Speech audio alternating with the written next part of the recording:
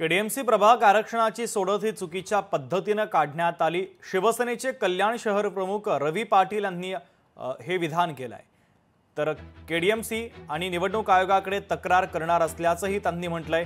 प्रभाग आरक्षणाची सोडत पुन्हा घेण्यात यावी, अन्यथा कोर्टामध्ये दाद मागणारे कल्याण शहर प्रमुख रवी पाटील यांनी आता इशारा दिलाय।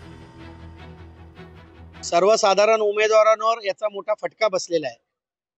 प्रभाग क्रमांक 3, प्रभाग क्रमांक 5 आणि प्रभाग क्रमांक 15 यामध्ये 3-3 आरक्षण टाकण्यात आलेले आहेत। एससी, एसटी, ओबीसी आणि एससी एसटी हे चिठ्ठीतून काढले आणि ओबीसी आणि सर्वसाधारण महिला ह्या त्यांनी थेट काढल्या।